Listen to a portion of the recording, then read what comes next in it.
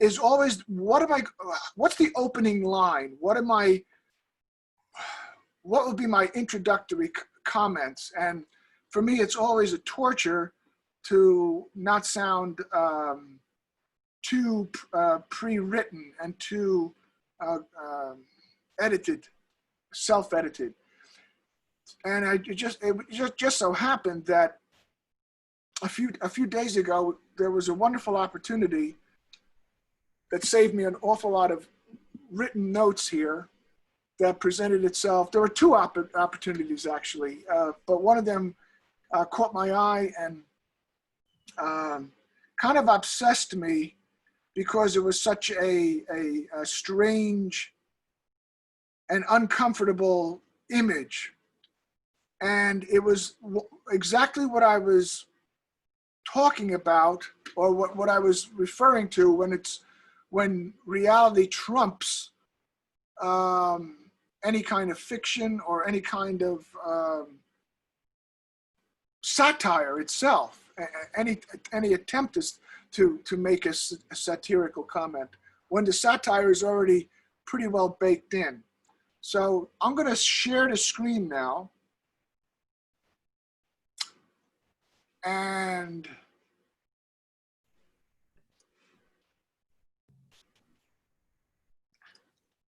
this image popped up. And when I saw it the other day, I thought they couldn't have written this better for a Saturday Night Live skit. You couldn't have positioned them better with the really uncomfortable body language, the ill-fitting clothes, everything was just so grotesque in so many ways. And to be perfectly honest, I've been kind of tired of the daily drama, the daily reality TV show that's been this country for the past 3.5, getting close to 4 years. And yet I saw this photo, and it wasn't an assignment. I just said, you know, I really would like to, what can I do? What can I do? How can I, as a satirist, do anything to enhance on the image? So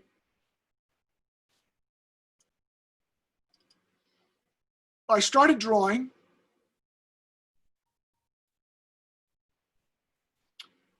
And I came up with something that's really not that far off from the photo itself, except that they're caricatures. And yet the caricatures are not that far off from the expressions here. Okay? I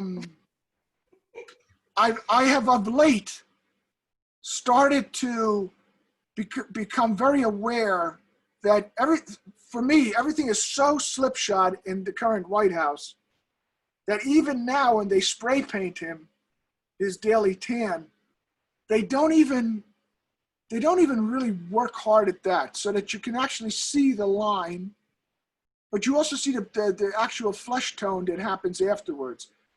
It's like if you put your face into one of those great amusement park spaces where you could be somebody else, and somebody just spray paints you, and then you pull your face out. So that was one thing that I focused on. But Bill Barr,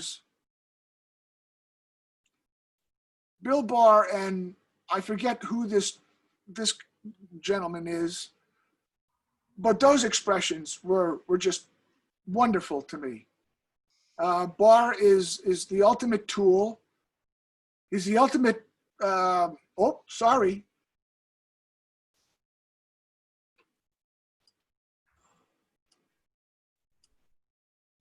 Huh, anyway, we'll have to accept that little red line across Barr right now. Anyway, his discomfort is quite telling. The fact that his I really played up the idea of his unevenness of shape, of body structure. Let me get this thing out because I don't understand why that happened. Or let me just close those out completely first. Huh.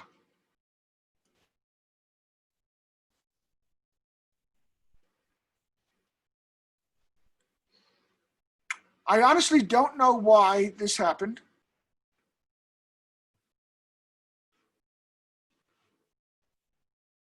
But I think we're going to have to live with this because I'm not that technically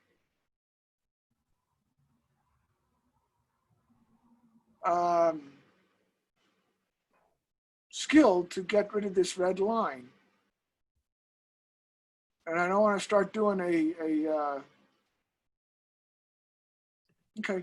Anyway, let's start.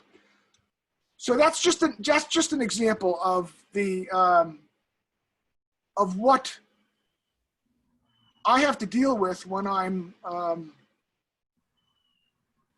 coming up with an image. I actually have to deal with it's almost a competition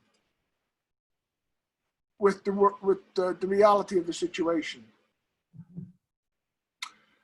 Can I unmute for a second and Julie, could I just close out the Photoshop and start all over? Yes, sure. Let me do that because I got to get rid of this damn line. So close out Photoshop. Victor, you can hear me? I can hear you, yes. Okay, and Emily wrote that it might be a glitch from your computer trying to do too many things at once. Not sure.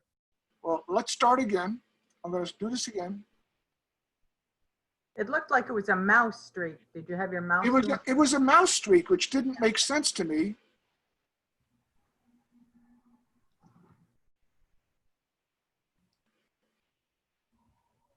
Okay. Anyway, let's start from scratch.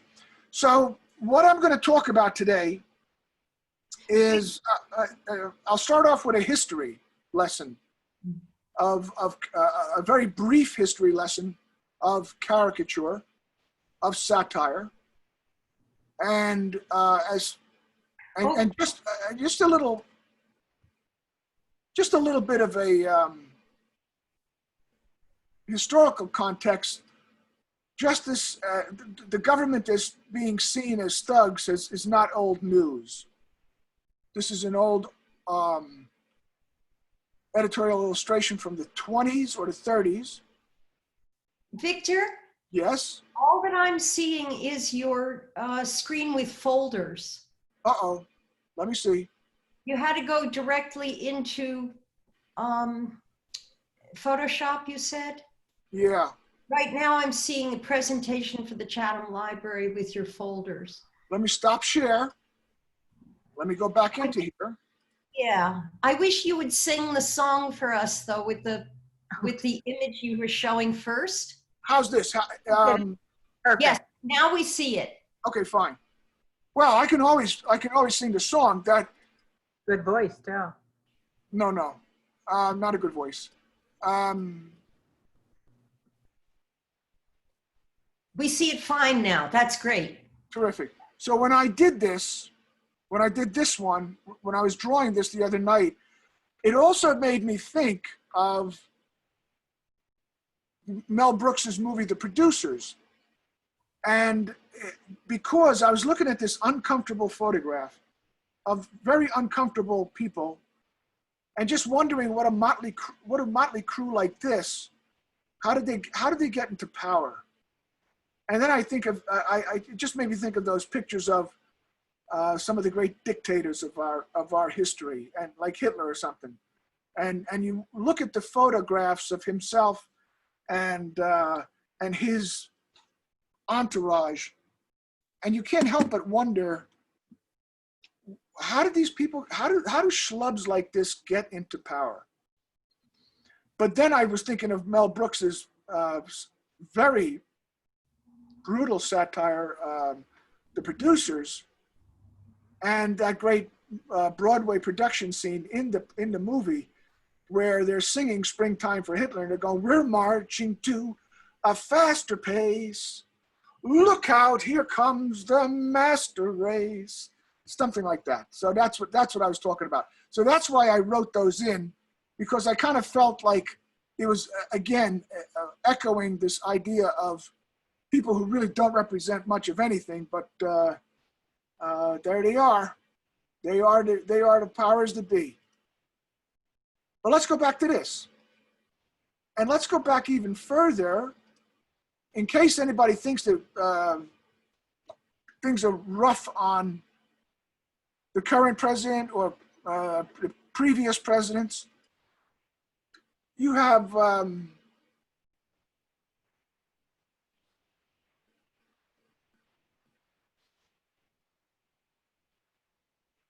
now,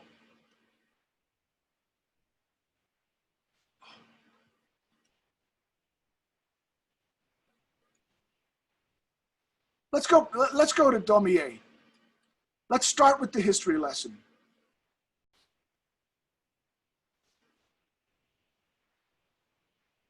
Daumier's Gargantua, who was King Louis Philippe, and even back then, Louis Philippe is sitting on the royal throne, which is the royal crapper in the picture.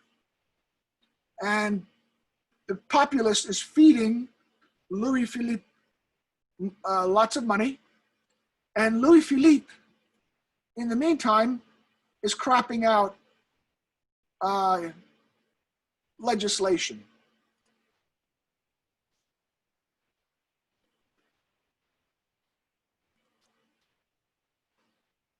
Considering the time when this was going on, this could be a very unhealthy kind of career choice to make this kind of commentary. But that was one of the things that Daumier was famous for.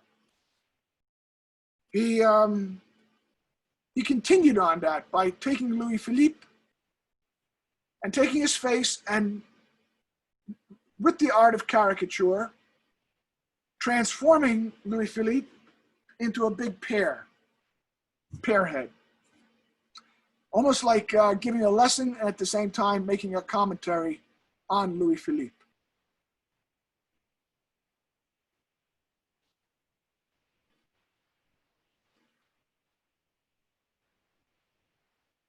Oops, let me do this.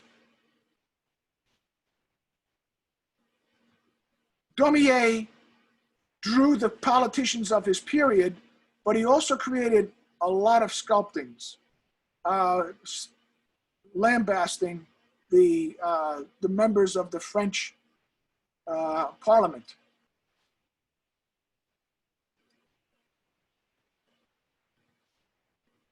And I think what really attracted me, what really drew me into Daumier as a student, and still to this day, is that there is nothing lazy about what Daumier does.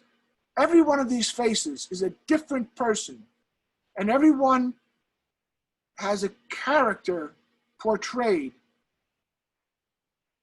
in the image, in that caricature.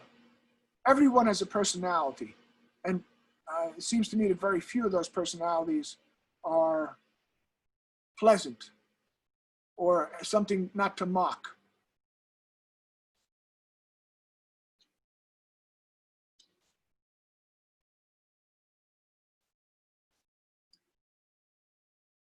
But then he took those same characters and he created those sculptings as well, which are all, as far as I know, at the Musée d'Orsay in Paris. But look at how beautiful they are. There is nothing, one of the things that drives me a little bit crazy about a lot of a lot of political cartooning is that there's a style, but there's very little differentiation of the characters when the cartoonist is portraying them.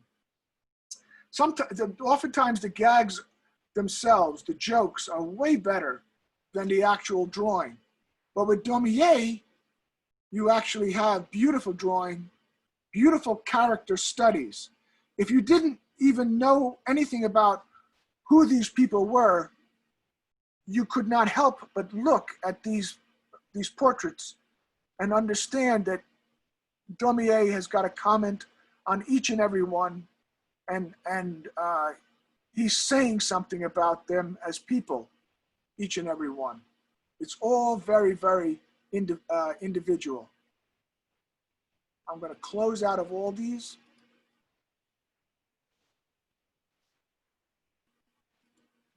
Let's go to somebody much more current and to our history, Thomas Nast.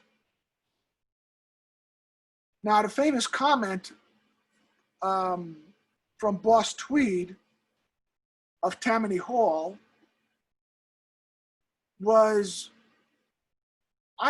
most of my constituency can't read, but those damn pictures.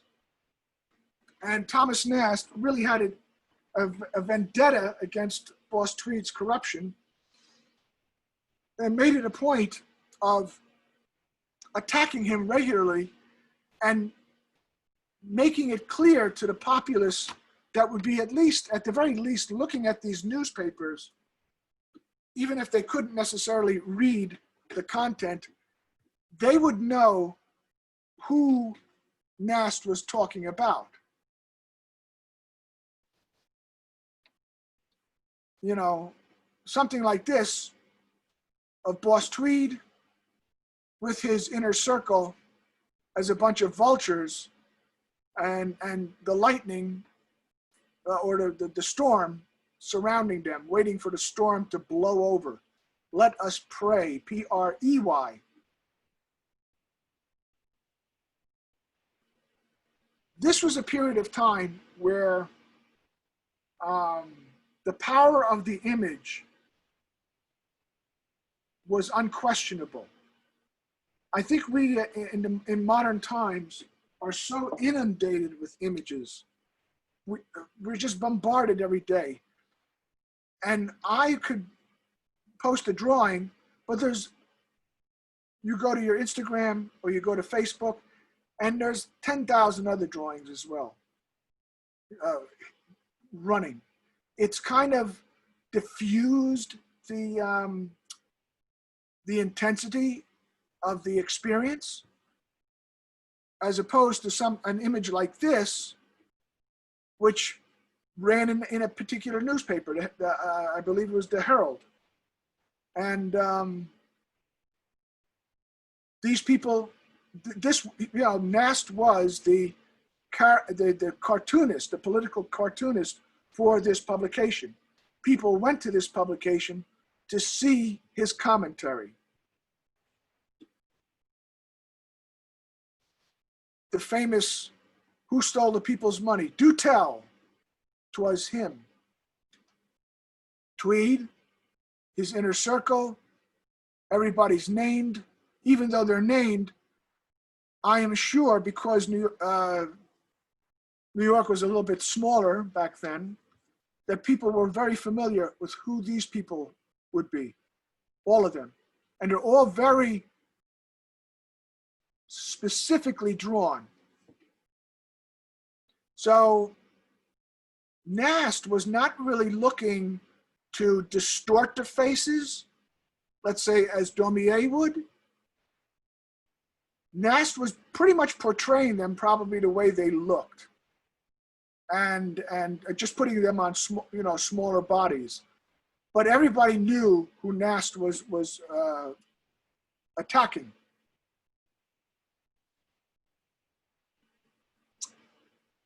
I want you to look at this picture, because later on you'll see the context to something that I did. Even though when I did the illustration, I wasn't really thinking of this particular drawing. I don't even think I was that much aware of it at the time. But this is just another Thomas Nast. This, I believe, is Horace Greeley. whom Nast also hated. I think there was a connection to Horace Greeley was not particularly an abolitionist. He was far more a segregationist. So let's get out of this. Just putting it in context now.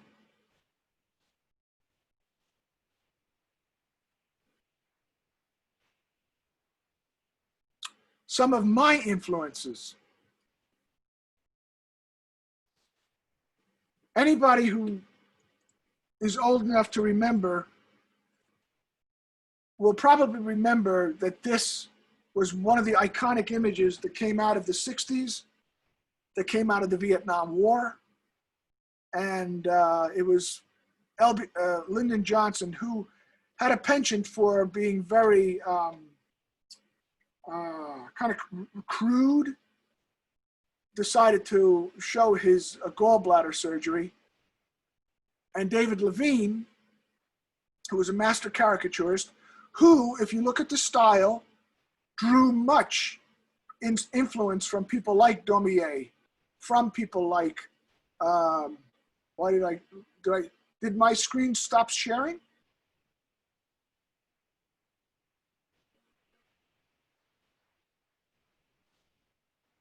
Yes. So anyway, who drew much inspiration from people like Daumier and Granville and Thomas Nast in the way he did the line work. And it was much that I learned from David Levine in terms of how crosshatching can actually define and create mass and shape. Mm-hmm.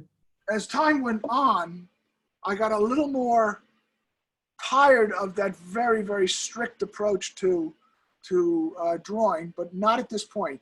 I was still in high school, and I was still very much, I would go to my library in town just to pick up the New York Review of Books so I could see David Levine's drawings first before I even wanted to read any of the reviews. Very famous caricature that David did of George Wallace. And believe it or not, our commander-in-chief, with the very big chip on his shoulder, all the way back in 2000, long before he was running for president. And even before 2000, back in '88, when those of us who lived in the New York metropolitan area knew him to be a punk, a very rich punk, David decides to draw him as a big baby with a diaper on. And with that sullen expression, even back then, that thuggish kind of man-child expression. So that's David Levine. Another caricaturist, another political cartoonist, and someone that I followed when I was a youngster reading Rolling Stone, was Ralph Steadman. Ralph Steadman's a genius, one of the great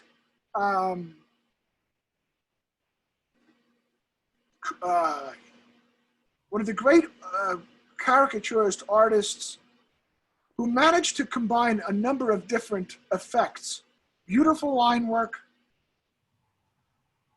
violence in some of the other line work, but always a kind of controlled chaos going on, plus the commentary.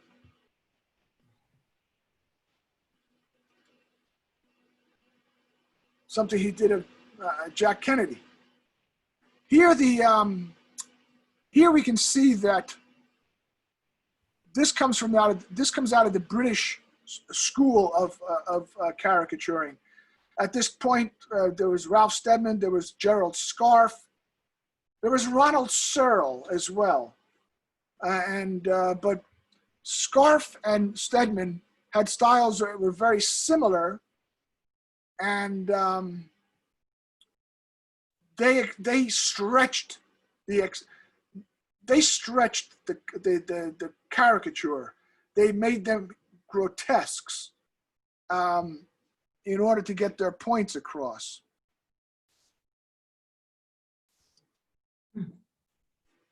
Oops, sorry.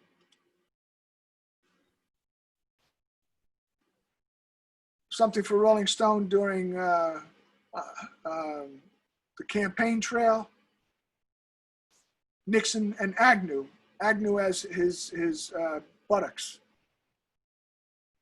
Now you would say, well, that doesn't look exactly like Nixon, but Ralph wasn't real, never been really concerned about an exacting caricature. He's far more interested in the spirit of what he's trying to portray. He's much more hell-bent on a mood, on establishing a commentary on a number of different things: the body language, the expression, but also there's a hostility that can't be hidden as well.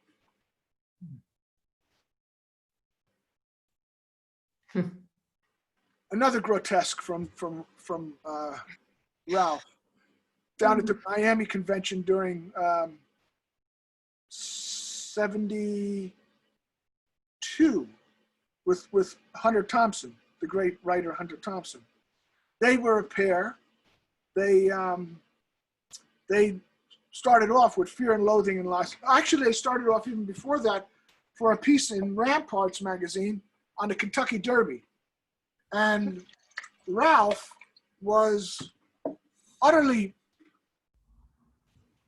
horrified by what he saw at the Kentucky Derby, and made some truly incredible drawings that even horrified Hunter Thompson, who also despised the Derby, being a Kentuckian returning to it. But Hunter was so horrified by Ralph's drawings, he said, "Jesus Christ, I know a lot of people down here, and you've drawn them all horribly. They look like monsters." Even though he kind of felt that way they were, but when he saw the drawings, they kind of scared the shit out of him. But this was down at Miami, and this is one of Ralph's portrayals of, I guess, conventioneers.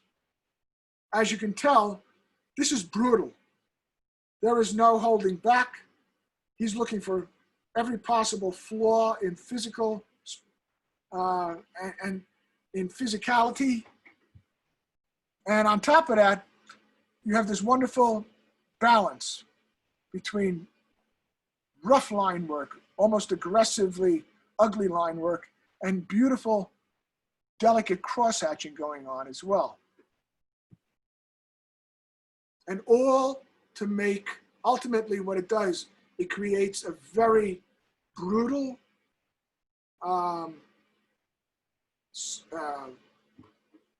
vicious kind of satire of what he's observing and commenting on. And I'll be talking about that because of my influences. Probably the most important would be Ed Sorel. Ed started out in the 50s, became part of the Pushpin Studios, the very famous Pushpin Studios with Milton Glaser and other great artist designers of the time.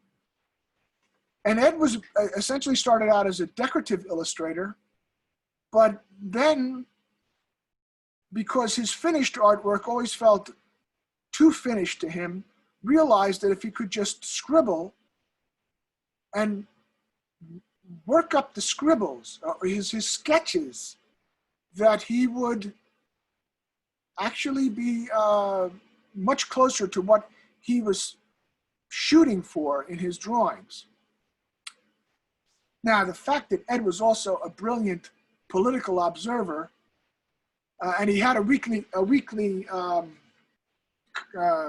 image column in the Village Voice, where he would at least comment on one thing that happened during the week. This is obviously Billy Graham, and this is obviously after Gerald Ford pardoned Richard Nixon.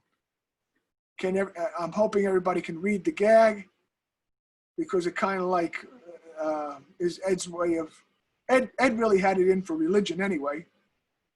I kind of like how I do too. And bunko artist preachers like I do, and really hated Billy Graham. But one of the things that Ed was great at was caricaturing.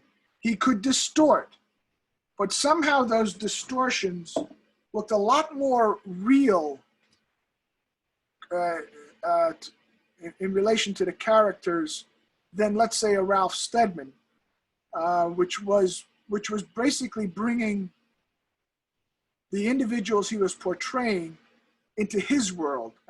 And one of the things I wanted to say before was that I find it in the world of illustration, there are those who are kind of like reactive, who comment on what they see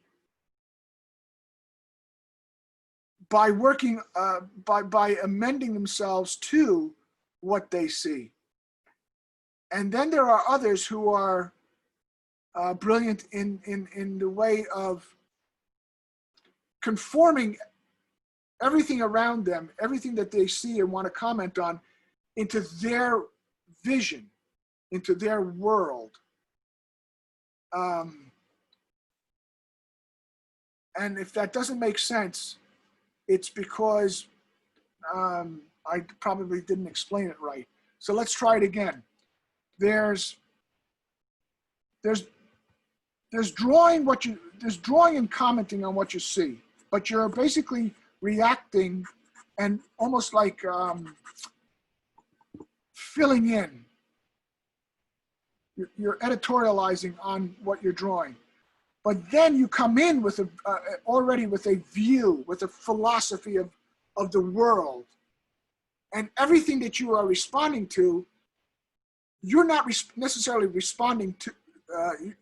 You're not responding to it.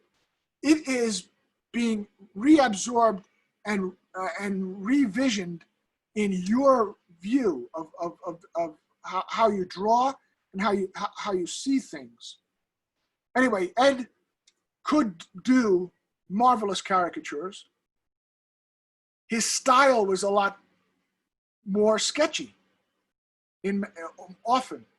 And that was one of the things that, for me, as opposed to, like, let's say, David Levine, I liked that because I always loved to draw. And for me, drawing was paramount in any kind of illustration. And Ed was about drawing in a very freer, more relaxed way, although in truth, just like many of us, it's never really relaxed, because I'm sure this was not the first version. This was probably drawn over and over again until he got it to a point where he liked what he was drawing. And then he went ahead and started filling it in.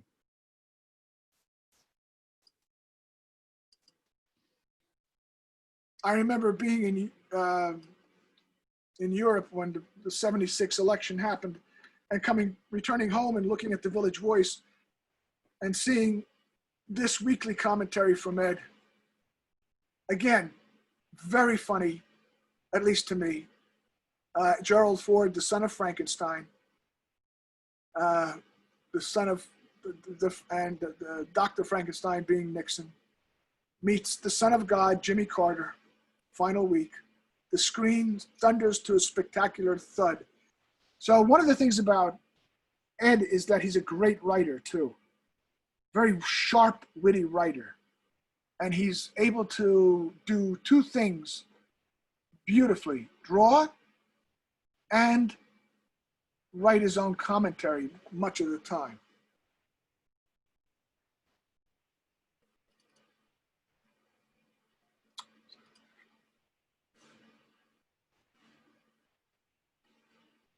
You know, this is prior to the pardon, the famous pardon. These were, I'm showing these because these were the kind of drawings when I saw them, I kind of thought, yeah, this is what I want to do. This is how I'd like to approach it. Because you can see there's some beautiful cross-hatching going on here, but there's also a much more discovery-based kind of drawing happening. It's not, if you look at it, David Levine, you can almost feel like there was a lot of underdrawing. Here, the underdrawing is what's happening with those searching lines.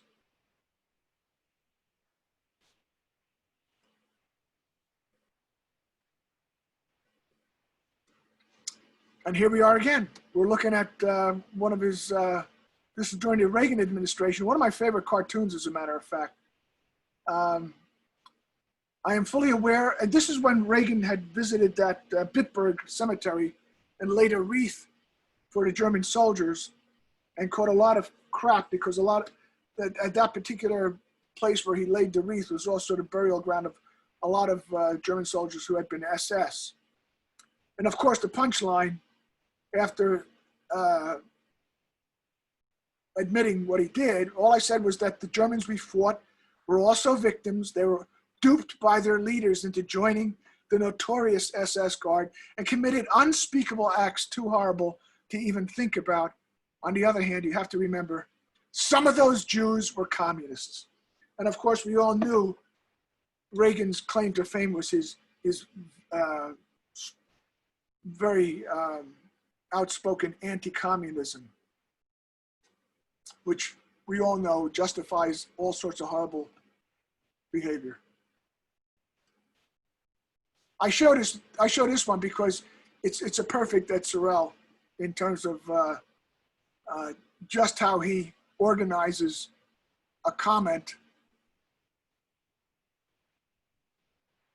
H.R. Haldeman, part of that whole horrible gang of Nixons, explaining it all to us, the three co-equal branches of government being organized crime, major corporations, and intelligence. I remember how much I really loved that this particular illustration. Now, one of the things that Ed I learned from looking at Ed's work was that he had no problem referring back to iconic imagery, whether it was fine art or images, public images, like when he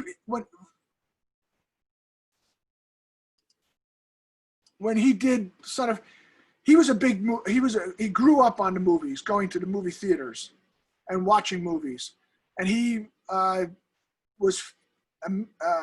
learned much from the design of movie posters and incorporated that into his satirical images, where he would create movie posters to explain the theme. But one of the other things he would do was that he would take those iconic images that we grew up with and twist them or incorporate someone like Richard Nixon as Jesus.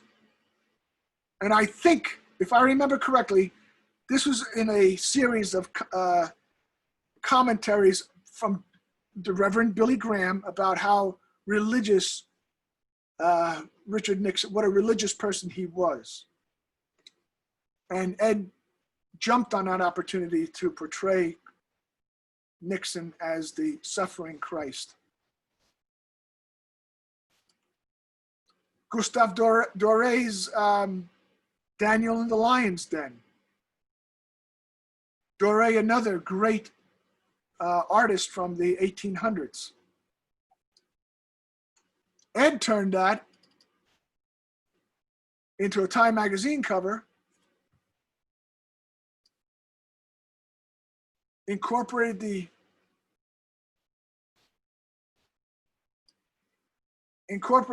the basic elements, and put Carter in the middle of a very volatile and dangerous, potentially dangerous situation. Again, the caricature, it's loose. There's a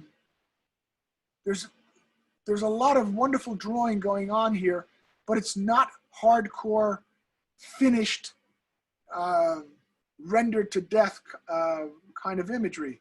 It's the gesture. It's that line quality that's very important here.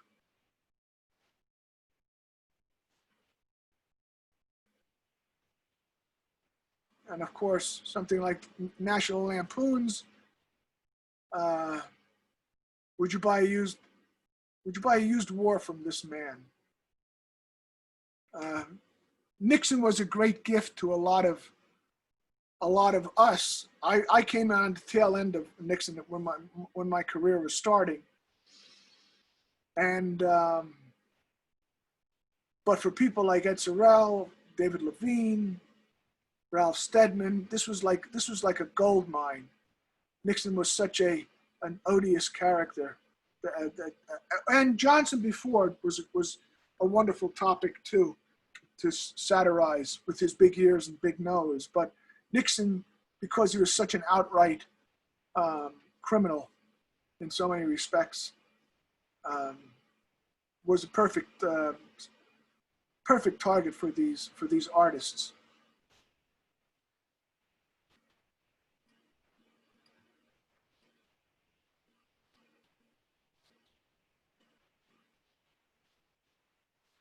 So those are, let's say, three of my major influences. I have a couple of people that I follow, I keep an eye on nowadays. There's Steve Brodner, who's done wonderfully, combining an awful lot of different elements of the great artists into his own vision, his own style, his own language.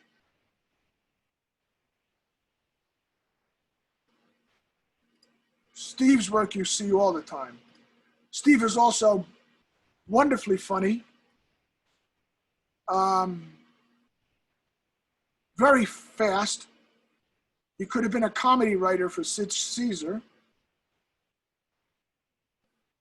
I think one of the characteristics, of him and say someone like Ed Sorel, is that quickness, that sharpness, that old school Borscht Belt humor. These are beautiful drawings, beautiful caricatures, and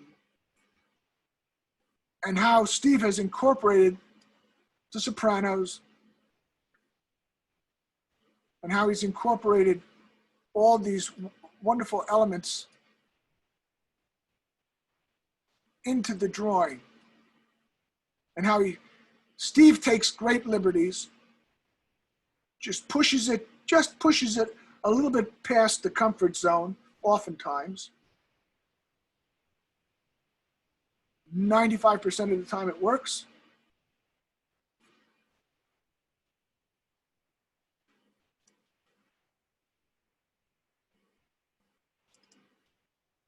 Steve also has no problem, because we all really appreciate great works of art that we can spoof on. This is Goya's Portrait of the Royal Family, and this is Steve's portrait of the current court of the Donald. All right, based on Goya's, with a few more added characters.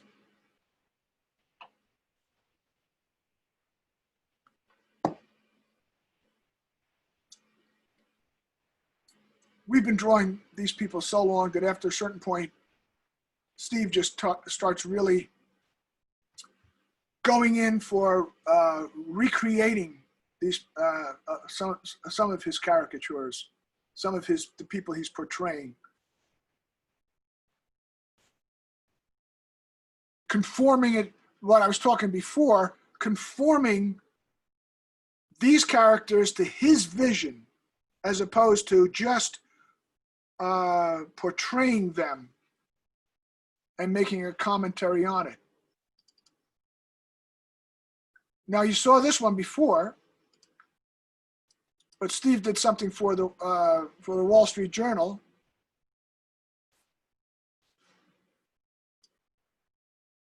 That was a takeoff on Thomas Nast. We also do this too, where we kind of echo previous works of editorial art of people like Thomas Nast. Thomas Nast is always a great person to lift from for inspiration.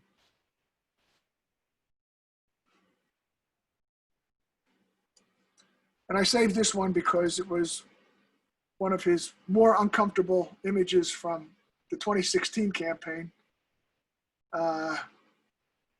It was like nightmare scenarios, and this was one of them. Realizing that Hillary and the Donald were actually in love with each other.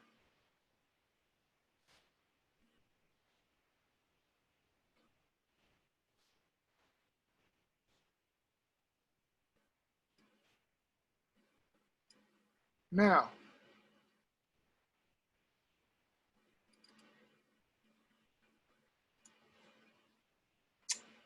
let me start off. Let me show some of my own work here. Probably one of the more exaggerated, one of my forays into a more exaggerated caricature.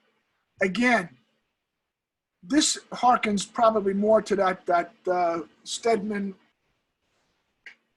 Gerald Scarf approach to making someone look utterly ridiculous. I love the headline. Look at that, 2008, and something could not have been less true in the long run because the Republican Party wound up coming back big time, or at least a variation of it. Now, you saw a Thomas Nast earlier this was something that I did for Rolling Stone. Now, it was on the financial crisis. I got teamed up with, earlier on with Matt Taibbi, the very distinguished investigative journalist, and he started doing a whole series on the financial crisis. I was not really, I was not really aware of that Thomas Nast that I showed earlier of the figures eating each other. I was thinking more in terms of George Gross, a German artist who portrayed the industrialists and the bankers of his time as swine. And so I kind of, the story was who was actually bailing out whom and who was absorbing whom. So I came up with this image, and then I realized that there, somewhere in the back of my mind, there was probably that Nast image as well that I had come across, and kind of incorporated that with George Gross's view. And out of that series of stories on the financial crisis and the bailout came a number of caricatures and commentary, editorial illustrations for Rolling Stone, for Matt Taibbi's pieces of these figures. By this time, Alan Greenspan was losing his luster as the sage of the Fed. He was deflating. The idea here was to keep that caricature, keep that drawing, and start blowing out the air. It was more this that was intriguing me, how to make sure that that looked like he was deflating. And still keep that caricature, keep that recognizability. If you can see this, this is really not that much a distortion of Alan Greenspan. It's my reaction to Alan Greenspan's expressions, but as opposed to, let's say, the way Ralph Steadman would have converted it a lot differently, would have blown it out of the water in terms of the distortions. So I'm a reactive cartoonist. I'm a reactive caricaturist. I don't necessarily look to distort for the sake of distorting. Hank Paulson, Feeding of the Swine.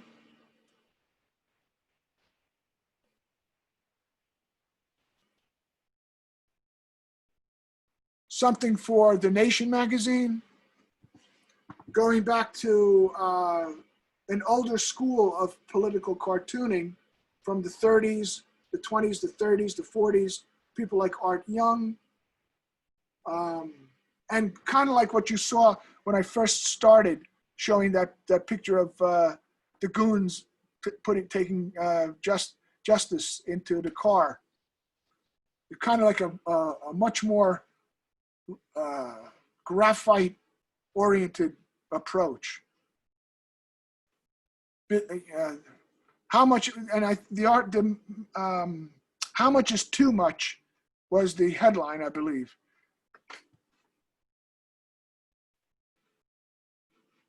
Let's take that out.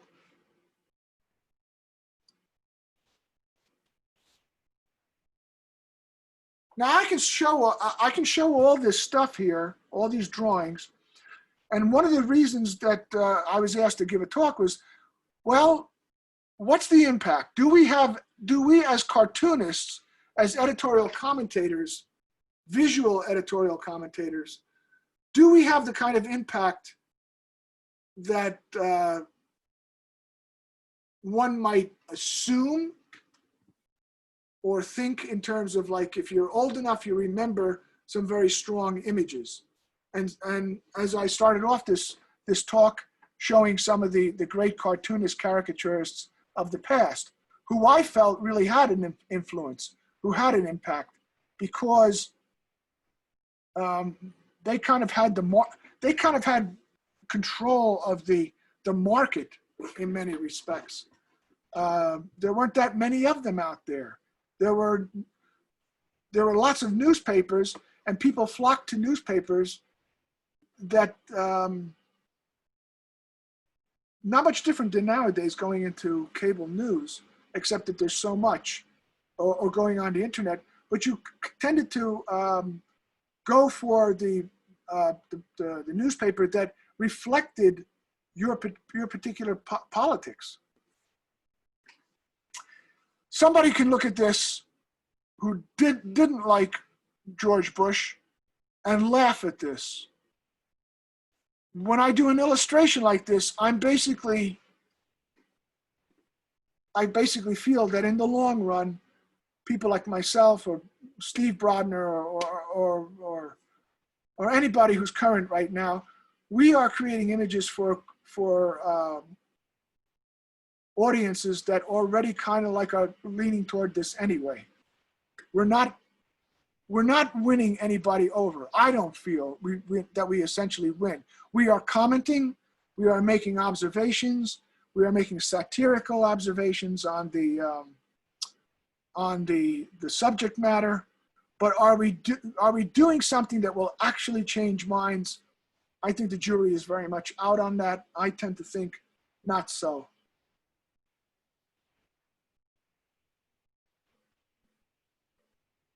And one of the things that I approach is, it's not just a political party, bias on my part. I think from my standpoint, everybody's worth taking a jab at. This was for a Matt Taibbi piece after, I think, the first Obama-Hillary Clinton debate, where he kind of felt that Obama was the Jack Kennedy, the new Jack Kennedy, and Hillary was the new Nixon. Where I come in and make try to make it sillier, or at least more humorous, is, you know, that sweaty jowls that and upper lips that Nixon was famous for when he was really stressed.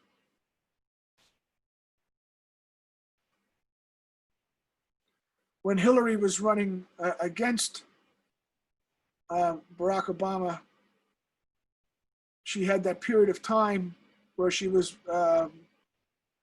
recreating herself yet again to make herself seem more like a blue-collar upstater type. She would be in bars having beers and stuff like that. And Obama still maintained that kind of professorial attitude. And he also had that famous incident where he kind of like he did a brushing off the shoulder gesture, which became very famous as a response to her. This is probably one of my earlier forays into Obama, and it's pretty obvious I didn't get a handle on him yet. I think it takes a long time to, at least for me, to really get into the body language, the facial expressions, the spirit of the character of who I'm portraying. If it's a president, I have some time. That George Bush, my early George Bushes, when I look at them, they're quite painful, because I was too much tied into portraying his face, as opposed to portraying what I felt was more like the spirit. So here, I actually was jumping out of that reactive stage and turning it more into a adjusting it to my view, my philosophy, my political philosophy. So Obama's not that on point. He's into his presidency. We're about a year later, and there was a piece for Rolling Stone, an interview with Paul Krugman, and it was an assessment of how he was doing. Now here, I'm sure all of you know the famous Charlie Chaplin, Modern Times. And I took that image of Chaplin on those gears and just added Obama, added some elements that were not part of the original photograph from the movie, of things kind of still falling apart 1 year still into his presidency. I'm starting to get Obama better. Didn't really pay too much attention to the fact that many caricaturists were really pushing his ears out. And I was still looking into the structure of the face. He's still got a bigger chin, but it's looking more like him. And it's also before his hair started getting really gray. By the end, we're starting to distort just enough, because any attempt on my part at that point to try to just draw him, for me, was very frustrating, and they would fall apart. They would look like I was shooting for a realistic portrait, and that's not what I was shooting for. I was looking to make some sort of commentary in the drawing itself. By this time, the hope and change started giving way to more like making deals to keep the status quo from going to jail and from facing the full consequences of what they had been doing. At least that was Matt Taibbi's point of view.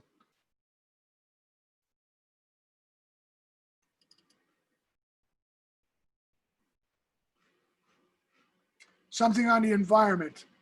Obama is seen as a kind of like environmental president, but in reality, there was a lot of stuff that even early on in the negotiations for clean air, and we saw as being somewhat, he was giving away too much and trying to be too accommodating to the other parties before it was even necessary to negotiate that way. So this is playing off of those famous Charles Atlas cartoon, those magazine ads of the guy kicking sand in the girl's face and the boyfriend being unable to do anything until he finally starts working out and goes back and finally beats up the bully.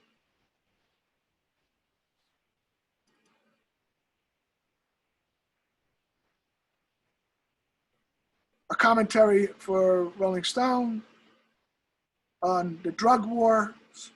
Obama's, we don't realize really that, or maybe we weren't paying that much attention, that the Obama administration still had a pretty harsh policy on drug abuse, on marijuana in particular. And they went after it pretty hard.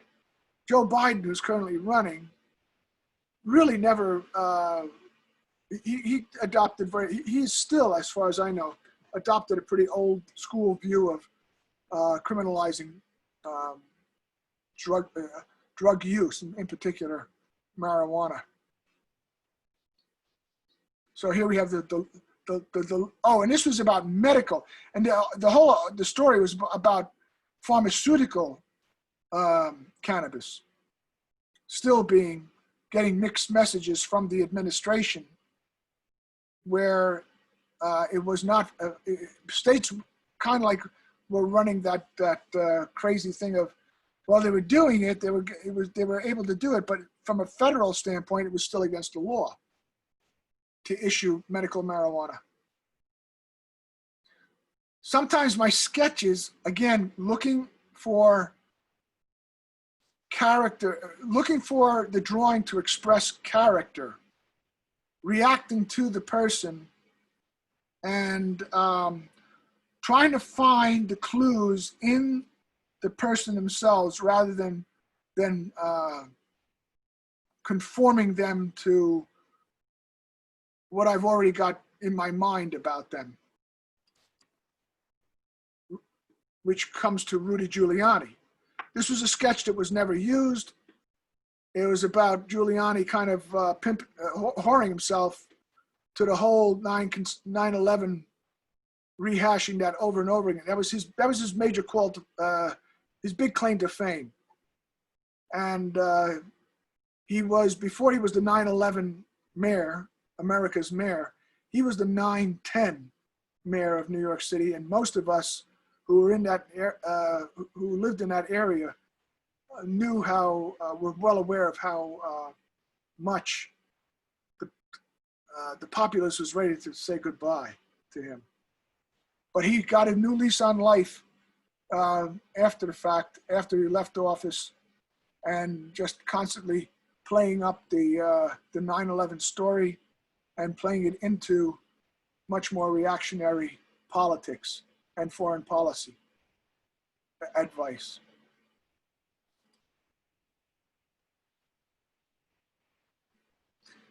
Obama, where I started off with him trying to figure out his features, where he had the big chin, and the longer he went into his presidency, the more and more he looked less big-chinned, big-jawed, and became much more, to me, a victim of the pressures of being a president and of watching everything that he said. And this was a piece on him being between a rock and a hard place when it came to Afghanistan.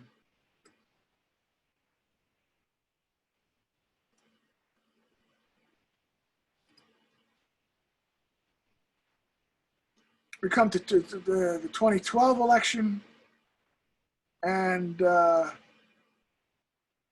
Mitt Romney and his vice presidential selection, Paul Ryan. And Paul Ryan, I felt, was much more dangerous than Mitt Romney. I felt that Mitt Romney kind of came off as a goofy kid at times, as an infant, as opposed to what I felt was the real malevolence that was behind Paul Ryan. And I kind of started picking my references of those film noir movies where you got the madman who's kidnapped, let's say, the housewife, or who has invaded the family. And I was lighting it accordingly. Here, the distortion is definitely, with Romney, is more cartoon-like. I'm all over the place, by the way. I can't really stick to one style. Being a more reactive illustrator, I kind of try to come to a solution that I feel fits the particular topic. So I can't go in, I just physically, mentally can't go into every assignment and have it come out the same way, come out in the same style. It's whatever I'm comfortable with, whatever feels right. Here with the pencil, I was able to really get into the shading and play up that whole 40s kind of noir lighting. The pencil just seemed a lot more amenable to expressing the forms.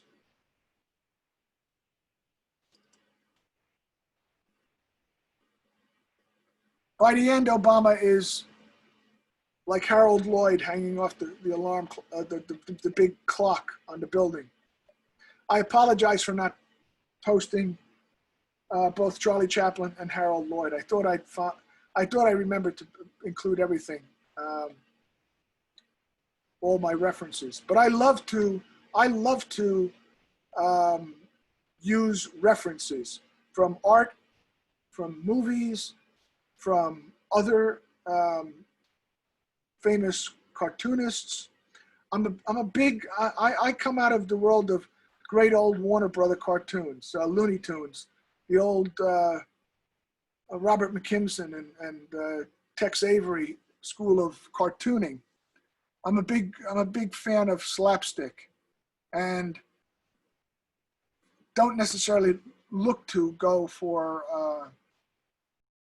very heavy commentary. If I can go for a slapstick image to express an idea, I'll do it.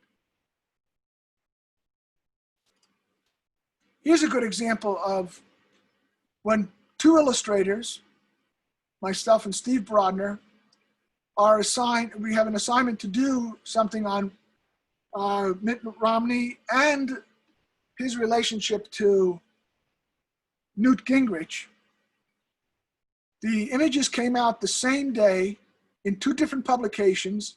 We had not talked to each other in a while because we were just doing our work. And we came up with essentially the same concept. First, I'll show my reference point. That Romney and Gingrich were having a rapprochement after Gingrich had run a whole documentary and funded a whole documentary tearing Romney apart. They were the odd, to me, they were the odd couple. And I think that's how Matt Taibbi was positioning that his piece. So that was my reference point, to find those movie posters, to which, kind of like just reversing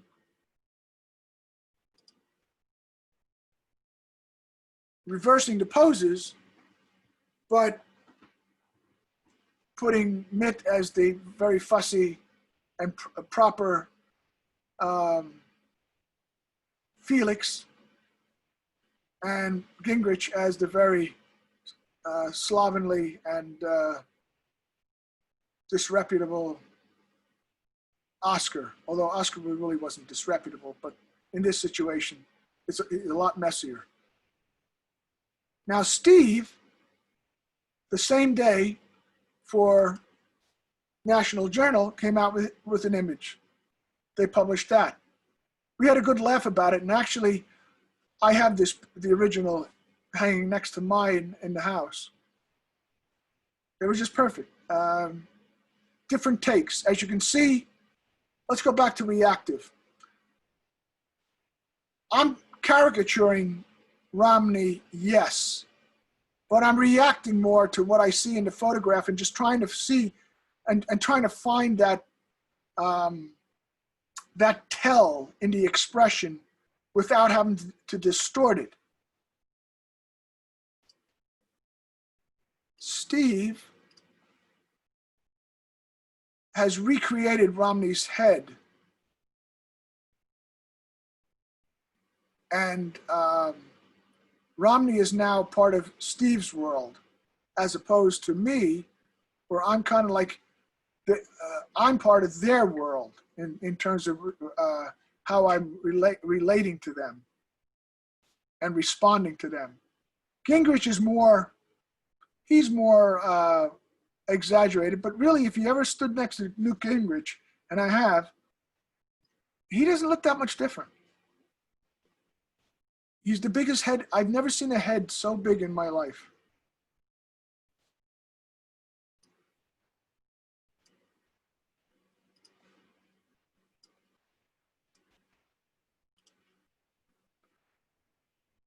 We get into Obama's out.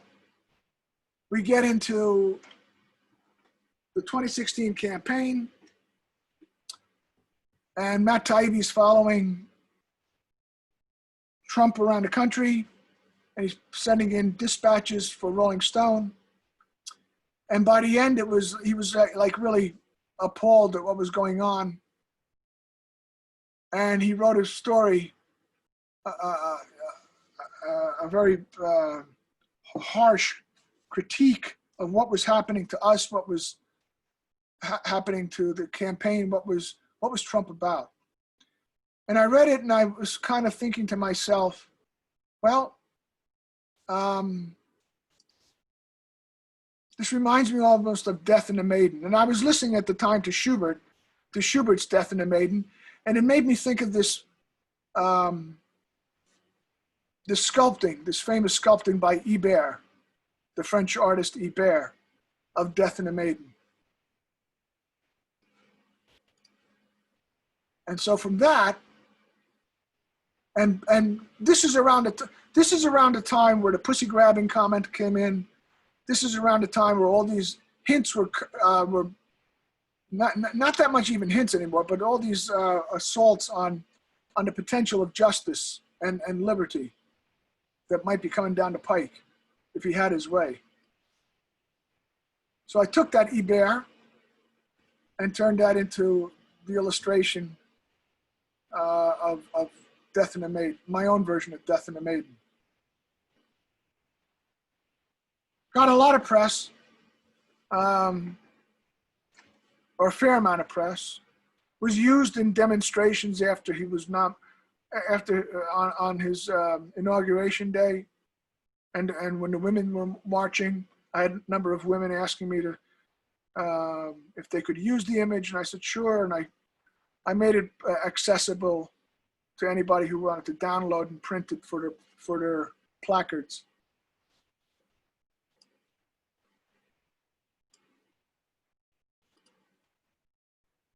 Now this became the cover for Rolling Stone. About a year later, Trump the Destroyer, and again, even though it's a very loose line work, pencil line work, I'm still going for that delicate balance between loose and still going for what I feel are the tells, the giveaways in the features of who I'm portraying.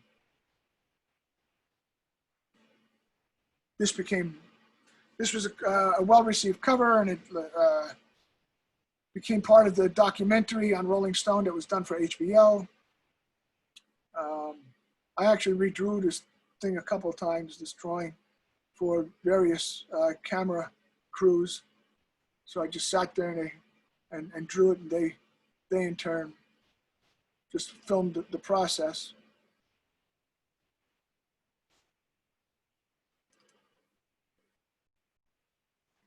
So why are we showing this? Well, again, great work of art, and also a painting that has been appropriated countless times by cartoonists, by editorial cartoonists, by illustrators, by any one of us who are making editorial comments. It's such a great image. There's so many different ways you can play with this to express the theme of Washington crossing the Delaware. This is for a piece for Rolling Stone from Taibbi. I think it was called Trump at the End of the First Year. Steve Bannon seemed to be out, but Steve Bannon seems to be doing quite well from everything I can tell. We kind of assumed that the boat was sinking, but who knows? It's really quite an amazing thing to see how resilient the base is from my observation. They will not give up. They will not leave their appointed hero, their anointed hero. Trump in the courts, packing the courts with pretty much very right-wing justices. In this situation, the justices are the nails. Justice is in the coffin. Judges are the nails. Justice is in the coffin, and Trump is, with his the amazing amount of judiciary that's been advanced under this administration, replacing old judges, and all basically out of a very particular right-wing philosophy.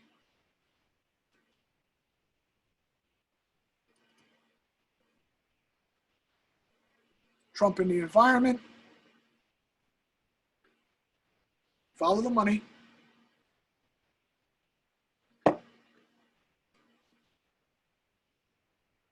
Sometimes you do get feedback, and it's always kind of a kick to have that happen, especially when it's one of the bad guys. So I think you all know that Roger Stone has a tattoo of Nixon's face on his back, just about that spot right there on his back.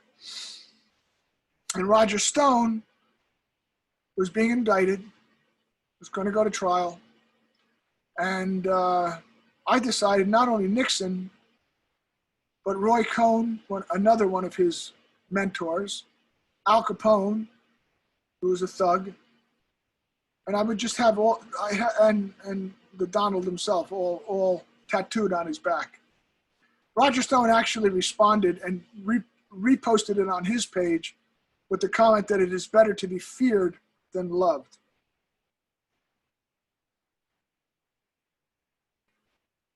As the situation got crazier, I did another drawing of Roger Stone once his more interesting lifestyle came to light. That was very much into a different world.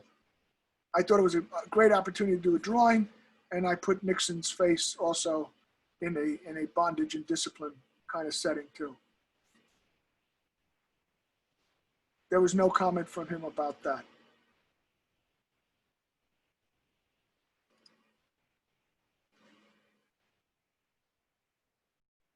This is, you know, how long, it just seems like yesterday, right? Where you had 20 candidates in the Democratic Party running for the nomination, and all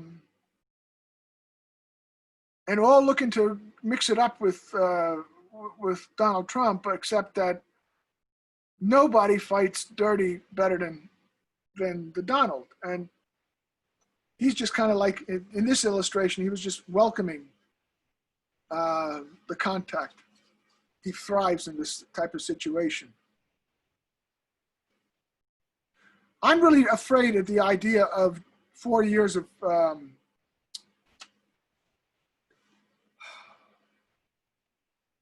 Biden, of Joe Biden.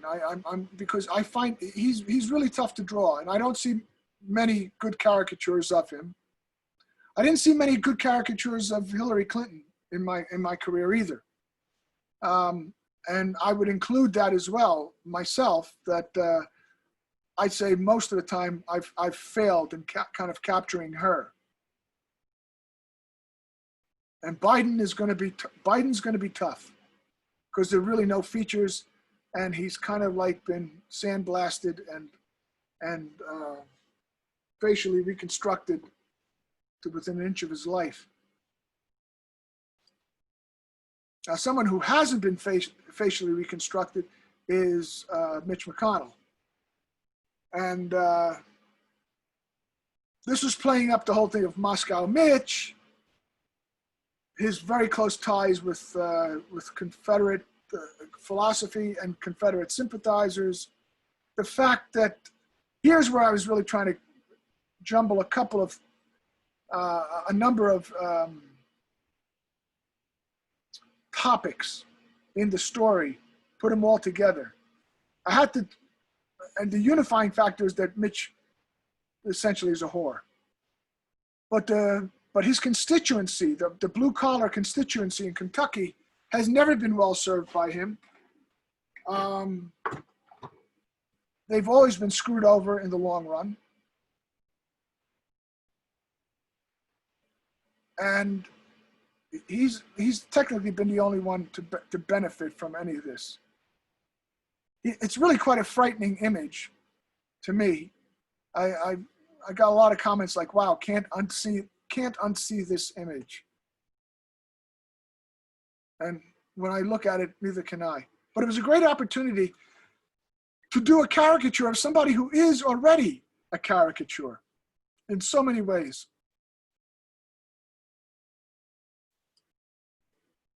To be fair, when there were 20 candidates and everybody wanted to be, was running for the Democratic nomination, and they were all in the Midwest, in Iowa, campaigning, and I thought it would be a great opportunity to once again refer to a famous, iconic image, American Gothic, and just totally crowd this poor couple with candidates.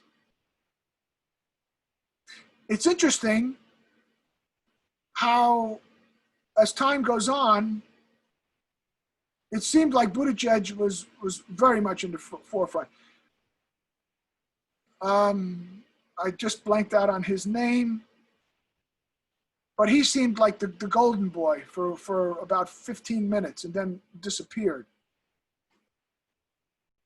Biden, this was probably my first really serious attempt to approach Biden and try to make some sense out of his features. And it's going to be tough. He does have that that those hair implants. You can always play with that. Andrew Yang back here. Castro. Kamala Harris.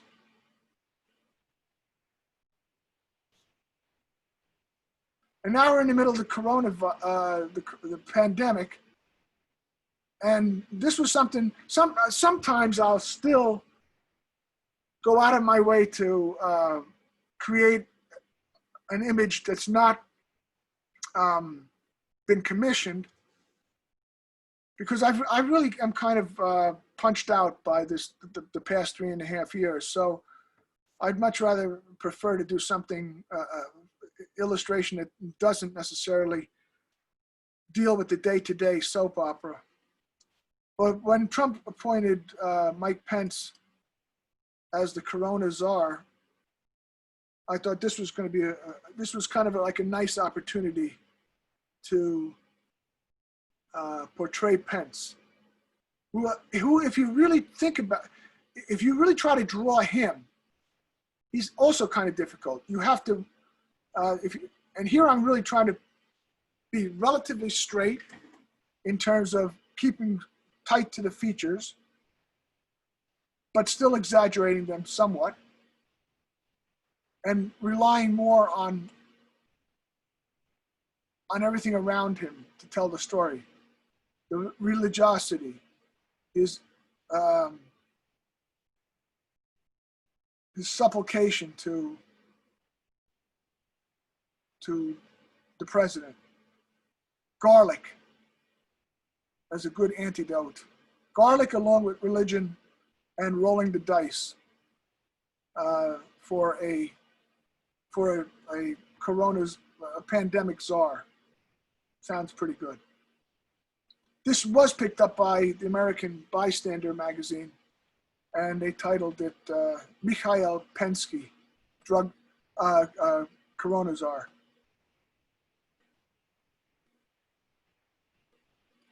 Again, referring to a famous piece of art, Doré's Le Deluge, or Deluge, actually Deluge.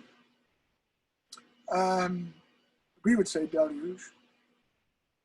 Working off that piece for a very scathing article by I believe Tim Dickinson, or yeah, not Tim Dickinson.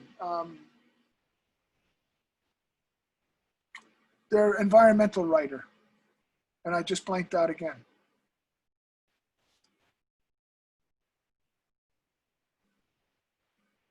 Taking that image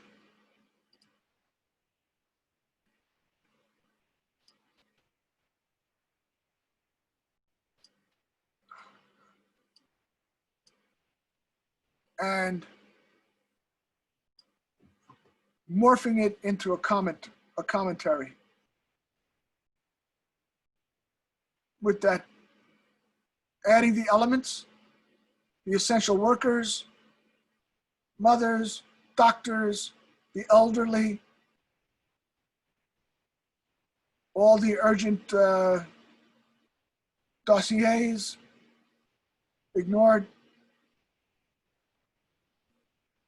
and the obsession with the market, Trump's obsession with making sure the market did not go down as a result. That was probably his major concern, at least from my standpoint. This was the first time I really started focusing on the fact that I would see him more and more with what I referred to earlier as just very poor quality work on his makeup team, that it became very obvious, the spray painting of his tan. And I started to add that, incorporate that into my caricatures, because it just seemed so right. It seemed something to, it seemed like it was so worth pointing out to the general slipshod laziness of the current admin. Again, my opinion.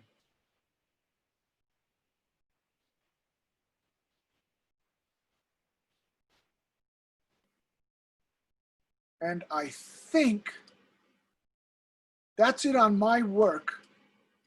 I'm willing to entertain a lot of questions here. So, Victor, thank you. Can you hear me? Yes, I can. Thank you so much. And I think you may have a couple of things in the chat, but then maybe we could ask Vicky to open it up and somebody could raise their hand and you could Oh, I talk. see. Here we go. Chat. Let's see. Yes, it wasn't Bill McKibben. It was Julia. It wasn't Bill McKibben. It was the oh God, I feel terrible because I'm friends with him. It's okay. Yes, thank you. Beto O'Rourke was good for about 15 minutes. Yeah. Before he finally killed himself politically.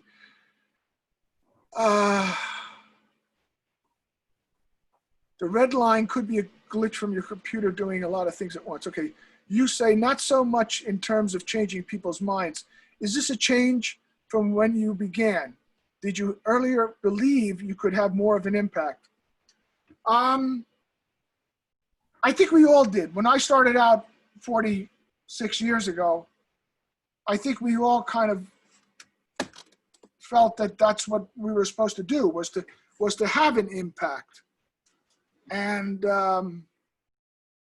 I think it was actually Ed Sorel, from what I understand, who said during one of his own lectures that he realized after a certain point he wasn't changing minds, he was just changing heads. Mm-hmm. And that's kind of a grim assessment of what we do. But I think that also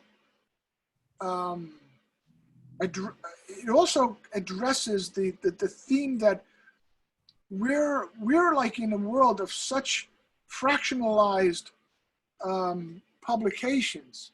Can I get out of the stop share? Yep, you have to do it. At the top, it just says stop share. You did it.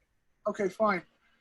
I think we're at that point where the internet and social media has created thousands of outlets for people to find the specific point of view that echoes what's going on in their thought process, as opposed to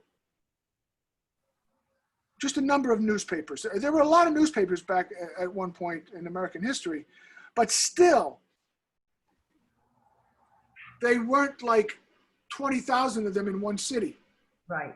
You had some major publications. You definitely did. Mm. Think of television. We had CBS, ABC, and NBC, and maybe PBS too, and maybe a local station that you could see that your old Laurel and Hardy and Three Stooges skits and Little Rascals and stuff like that. But the three major stations were almost like the gatekeepers to how we got to view the world. CBS, ABC, NBC. And they made it, Matt Taibbi wrote a great piece about that where he said, and they kind of made it better for us, You had your half hour or an hour at the end of the day. You watched Uncle Walter, or you watched Huntley Brinkley, or Frank Reynolds, or Roger Mudd, and they kind of broke it down for you. Mm-hmm. And in a half hour. Right. Now you have, then, CNN came in, Ted Turner, suddenly news was 24/7. Yeah. And suddenly, even though news was happening 24/7, it became more and more, the commentary, it was not news anymore, it was more like commentary was taking over. And then the major cable stations started getting pushed back, and especially with the explosion of social media and Facebook, and you started getting all these conflicting and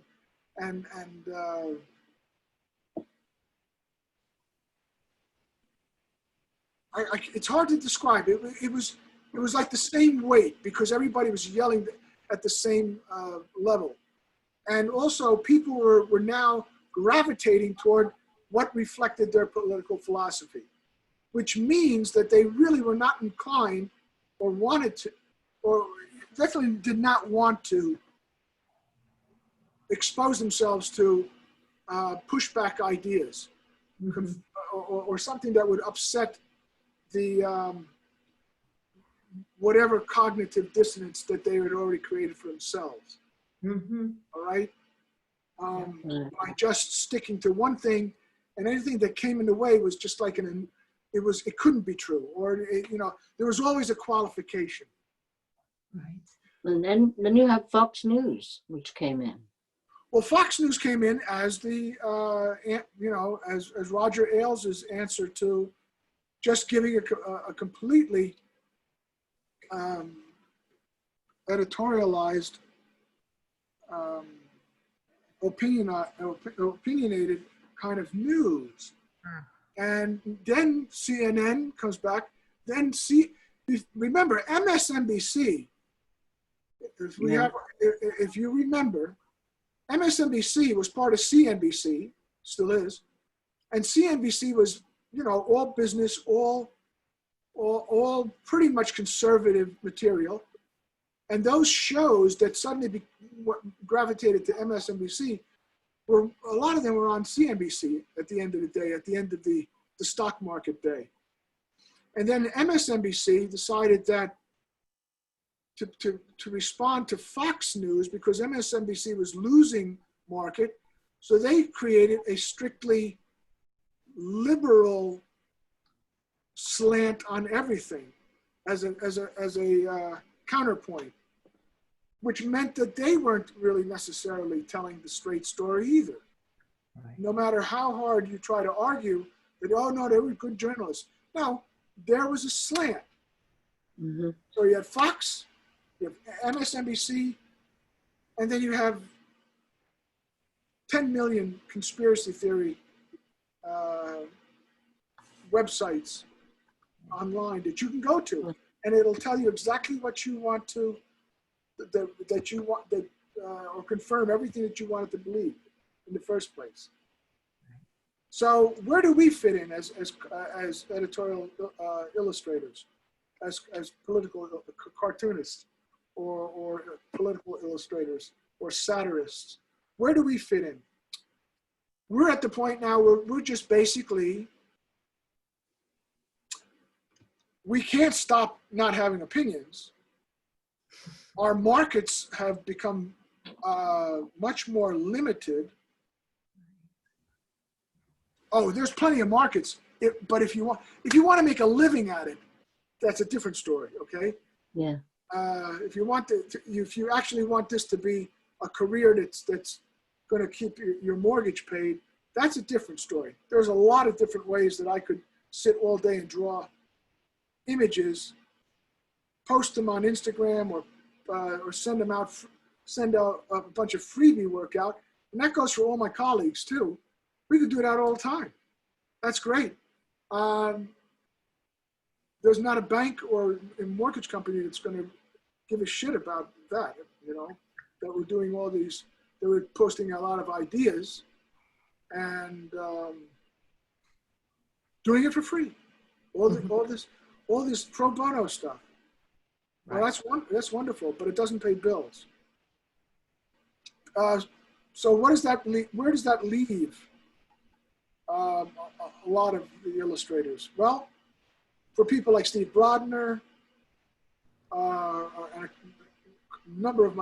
a few of my colleagues who are really good at it, people like Brian Stauffer or Barry Blitt, they're pitching all the time. They're pitching publications. And if they're, they've established relationships with people who wouldn't necessarily go out and seek them, but since they're pitching them, yeah, that sounds like, sure, why not? Why not? But no, it's become very different in that respect. And I'm very lucky that I still do a fair amount of work for Rolling Stone.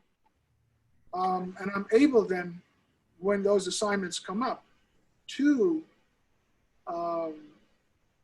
put my head to use. And like I said, like I showed before, there are some pieces, there are some things that come to mind that I'll draw, Right. I'll work up, just because I just have to do it. So in essence, it sounds like the plight of illustrators and political satirists now is similar to the plight of journalists or people who are trying to publish works, or, Oh yeah, you know, it's all of it is sort of in the same bunkerized world, and, you know, music, the rest of it. right, absolutely.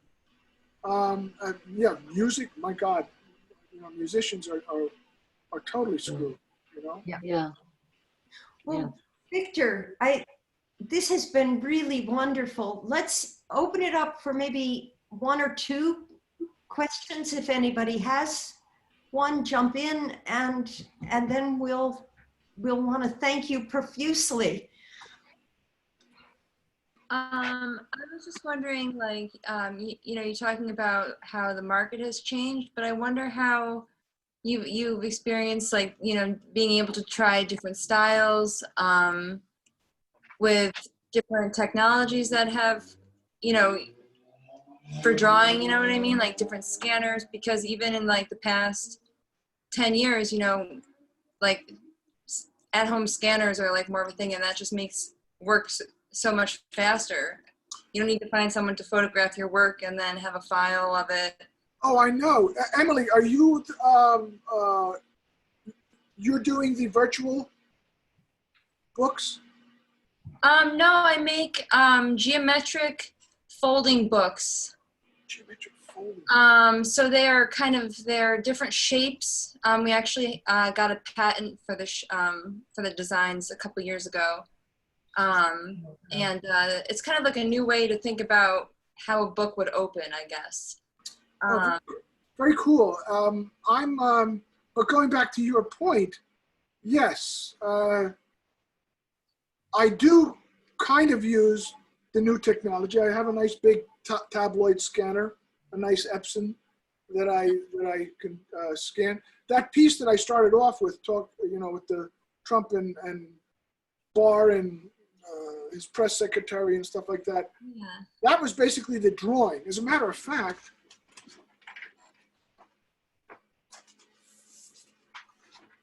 this is where I stopped, all right, with the drawing.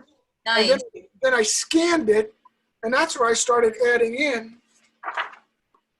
That's awesome. Because I could tell with your other illustration of Paul Ryan, and how he did have the pencil beard, then Mitt next to him looked like you had painted it in digitally and in his face. No, actually I didn't. No, is that gouache? That's all gouache. That's all gouache. Right. So I'm really, and I said this before, I'm really about the drawing. And for me, once I get that, you know, I used to be almost exclusively pen and ink. And as time went on, I got more and more frustrated by the quality of inks and paper and pen points. I mean, except that the pen points were the least problematic, because I managed to score probably the last remaining Spencerian 1 points, Croco points for my pens. But the problem was the ink sucked at this point. And the paper just didn't work for me the way I wanted it to. So I got less and less secure with what I was doing on paper with something that is irrevocable, like a pen line, you know?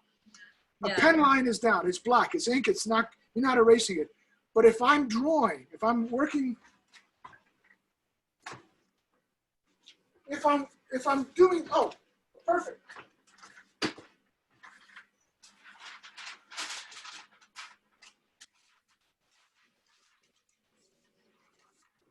So here, this is where it'll get interesting. So here, if you can look at it, this was my first foray into bar. All right? That was me reacting to the photograph, but also academic, being way too academic and trying to get it right. And then this was the follow-up drawing saying, okay, fine, now that you've got all this shit out of the way, now that you've got all this constipation out of the way, let's go back in and let's reconsider who he is. Let's reconsider that body language. And that's where it started to take off. So that when this comes along, this is all bond paper. I love working with bond paper because you can slip it right underneath the next sheet, and what you like, you can start drawing and you can start reconsidering. But even here, like, I'm just trying to figure it out. And because I'm working with pencil, I can vary the quality of the line, the hardness, People can see me. and like when you saw the Paul Ryan, when the pencil starts wearing down enough that you can do the nice shadings, that's what I love. That starts having a very lithographic, very graphic quality to it. Really old school. I'm not an innovator, all right? I don't see myself as an innovator in the sense of bringing a whole new vision of drawing or technique. Not me. I'm very much a traditionalist, and the most important thing to me is making a good drawing. Not necessarily making something that's going to be memorable for being outrageous. Well, what I admired when you said before how you kind of each project or each assignment that you have, you're willing to adapt what mediums that you're going to use to that unique drawing to make that it work for that drawing. Yep. Because like trying to force your style and everything is just kind of doesn't that get, I mean, some people do. I mean, that's there's some great illustrators. I mean, know, when you see a piece by them, you know it's them. You know, you see a piece by Brad Holland, yeah, that's a Brad Holland. There's nobody like him, all right? You can see a piece by Steve Brodner, and you know it's Steve. But Steve also stretches the boundaries in his own way. He's much more technically adept, and he was exploring the whole thing of, working of photoshopping with his drawings as much as possible long ago. But no, I cannot. And I think that's been, in one sense, a positive for me mentally, but maybe from a career standpoint, it's probably not a smart solution because you can't be pegged. You cannot, it's like, what do you do? And for me, it's always about the solution. Right, it's problem solving and getting to the solution. Yeah, that makes sense. I just think I think that is admirable, even if it doesn't lead to a super identifiable. I think that's like I admire it for the other reasons. Well, thank you. I'd like to think that by doing that, I'm being honest to myself. I mean, I've started off pieces in pencil that didn't work, and I wind up going into pen. Not expected, but that was what was most accommodating the image that I was trying to create. I've started off with pen on other pieces, pen and ink, and just failing, and then realizing it's what I need to do is actually go into more a nuanced type of drawing that I can get with pencil, and then start adding on top of that. And if I want to, I'll go into with the pen to maybe accentuate. Oh, sorry. Victor? Yes? This is Judy. I just wanted to say thank you because I was the one that got you into this. And to say that I grew up with Ronald Searle in England, and I've always loved his drawings. And now, and then I've been a fan of Thomas Nast, but from you showing us the history, there's so many publications that I used to see wonderful, caricatures in that don't exist anymore, or they aren't carrying them anymore. Absolutely. You know? The first time I saw Gerald Scarf's work was in Life magazine. Yeah. You know, Yeah. one doesn't think of Life magazine as running the most vicious caricatures of the Duke and Duchess of Windsor. You know, Yeah. Yeah. They were truly distorted, tortured caricatures.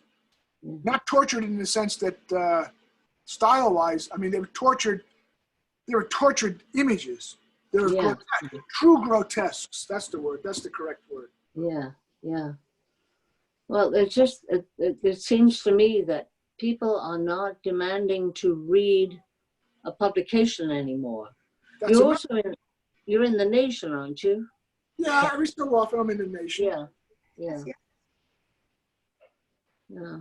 So we get you at the library, because it's one of the we get you at the library. It's one of the we do. Yeah, yeah. Once in a while I'm around in The Nation, yeah. But there used to be a time where there were quite a few publications that would be running my work or be calling me up. But you know, all you have to do is pick up your average Time or Newsweek, and there are Sunday flyers that are thicker than those magazines at this point. There's no advertising, you know. Yeah. There's nobody's, and people don't read. This is the amazing thing. They don't want to read. They don't want to pick up an actual newspaper to look at it, which is, I do. for me, it's like incomprehensible. But that's reality. That's reality. Yeah, yeah. I mean, the Berkshire Eagle and the Berkshire Courier that I used to write for as a journalist, they're down. The Courier's gone, and the Eagle is down to 4 pages, and then you have to go online. Right. And it's terrible. It's very sad for a newspaper that once won the Pulitzer. You know. Right. And so let's look at it from that standpoint, from the contributor standpoint. Once something goes online, at least with a newspaper, you had a magazine. Magazines maybe were once a week or once a month magazines. If you had Esquire, it was a bi-weekly, and for a long time, Rolling Stone was a bi-weekly. Now, with that market pretty much decimated, everything is going online. So whereas we as illustrators had some time to play with an idea, to come up with an idea, play with it, and then had the time to finish it, and it would go to publication. I think the rule of thumb at this point is that we're not even finished the drawing at the end of the day, and the topic has gone to a whole different crisis, you know? It's old news already. By the time I send a piece in, it's old news. There's some other crisis going on. There's a new episode in the reality TV show of current politics that's happening. Yeah. And it's already invalidated in many respects. But what about a history book?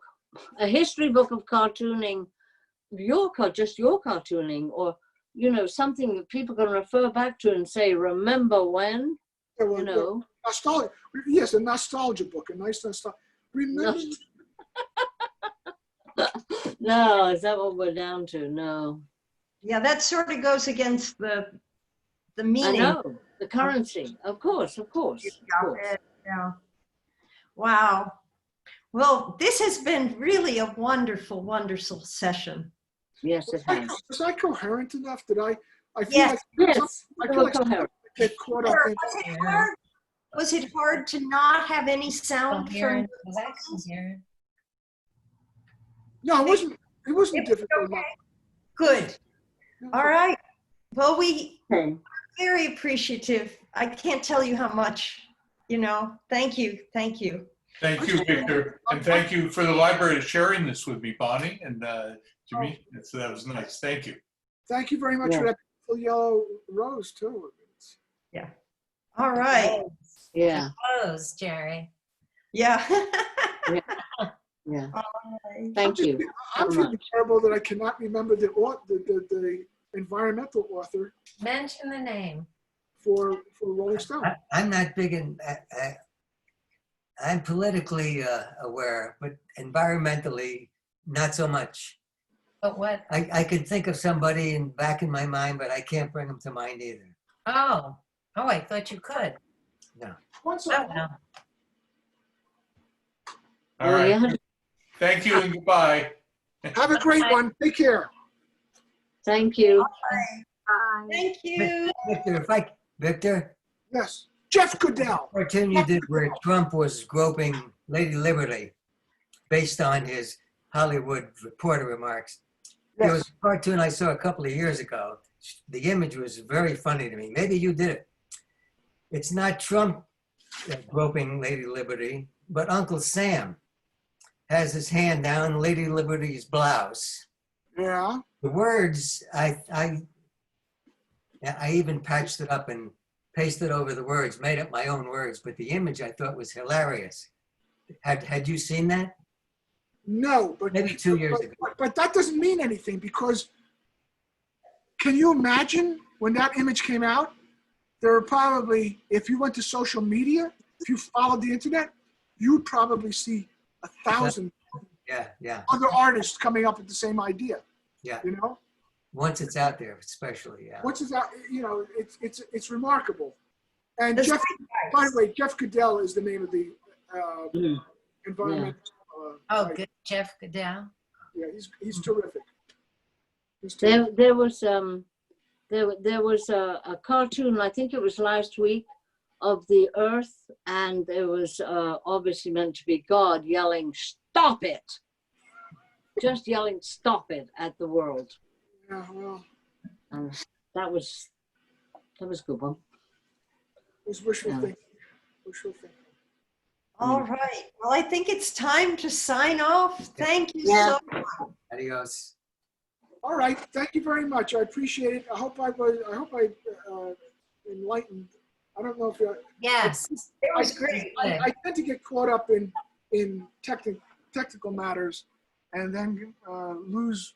I have all these great things that before something starts, I'm gonna just say these are the right things to say, and then I'm in the middle of it, and I kind of start getting lost. It was fine. It was great. And very Yeah. interesting. Very Thank you interesting. very much. Yeah. Thank you very much. Be good. Yeah. Bye. Bye. Bye. Bye bye. Leave.